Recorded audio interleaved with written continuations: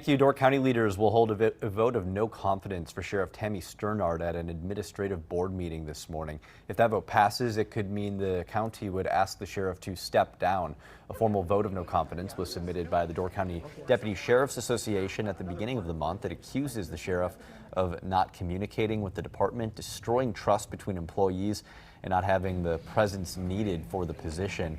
The sheriff responding, saying that the accusations are misleading, saying, quote, "These are public attacks on my character in an attempt to portray me in a way that is inconsistent with my actions and record as sheriff. This has been personally hurtful. One of my strengths is to stand tall, riding out the storm, and remain focused on my responsibilities as sheriff," end quote. That vote is set for 8:30 this morning. Wrightstown leaders